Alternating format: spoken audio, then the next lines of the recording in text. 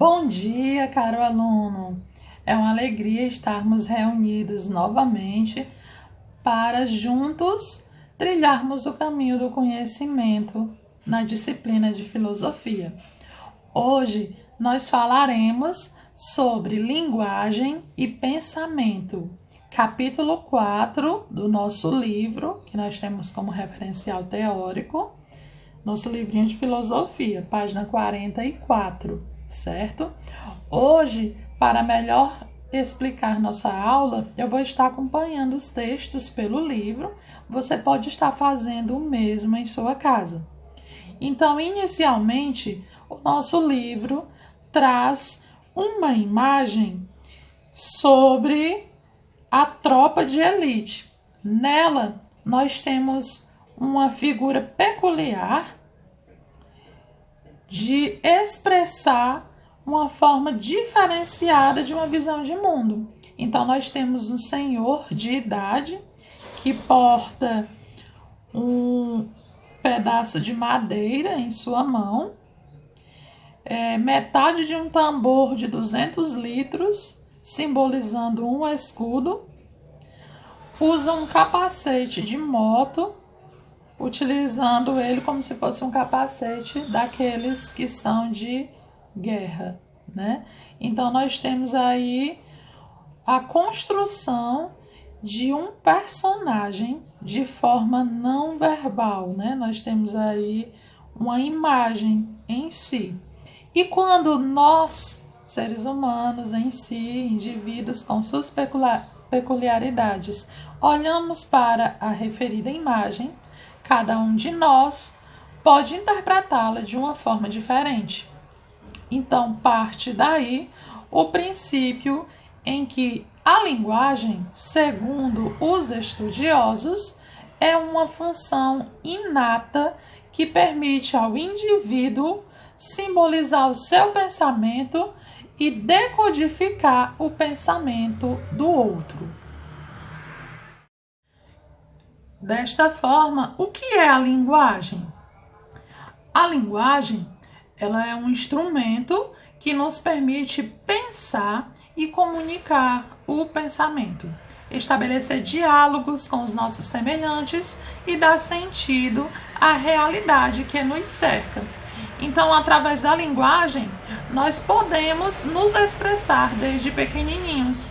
Ao longo do tempo, nós, indivíduos que nascemos em uma sociedade, nós construímos a nossa linguagem de acordo com o meio em que nós vivemos.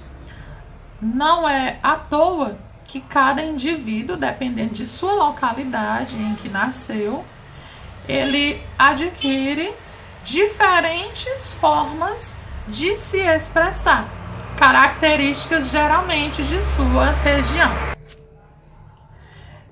O interessante é que quando nós falamos de linguagem, nós nos lembramos inicialmente daquela linguagem que nós estudamos na disciplina de língua portuguesa, linguagem verbal e não verbal.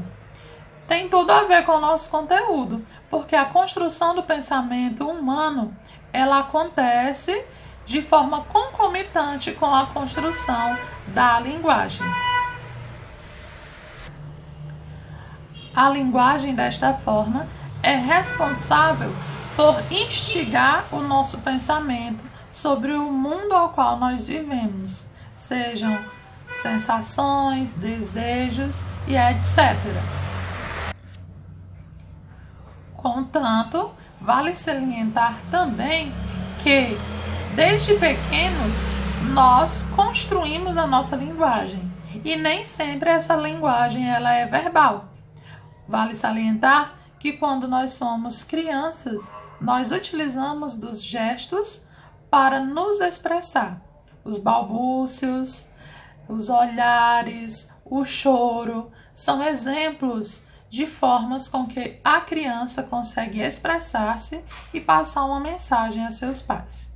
Desta forma, é interessante que nós saibamos que essa característica peculiar da linguagem permite que nós, indivíduos inseridos em uma sociedade, possamos traçar e construir as nossas capacidades psíquicas.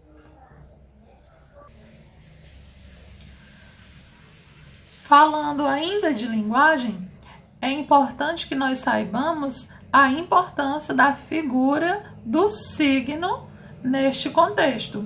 O sistema de signos, ele começou a ser, de certa forma, estudado pelo filósofo Charles Sanders, que estudou a capacidade que um signo tem de repassar mensagens. Então, voltando aqui para o exemplo da criança. O choro de uma criança, ele pode, com certeza, trazer por trás de si vários significados. De certa forma, o choro ele não é verbal, porém, ele traz em sua significância vários significados que podem substituir significados que por muitas vezes poderiam ser verbais. Por exemplo, uma criança ela pode chorar por estar sentindo fome, por estar sentindo dor, alegria, tristeza. Então vai depender muito do contexto em que ela está inserida no momento. Porém, o signo ele traz esta particularidade, essa peculiaridade.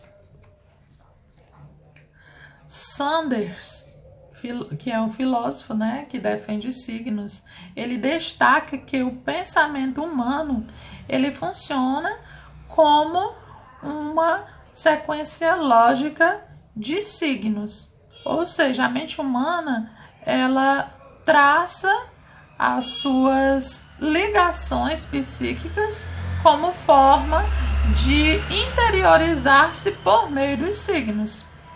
Desde pequenos, nós estamos associando estes signos a estas formas.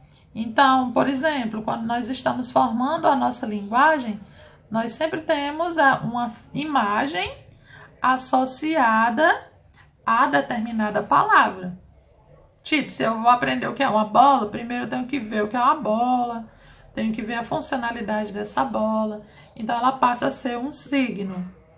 E o seu significado, ele traz para a gente as características necessárias para que o nosso cérebro possa absorver a significância e assim nós construirmos o nosso pensamento baseado nesta linguagem.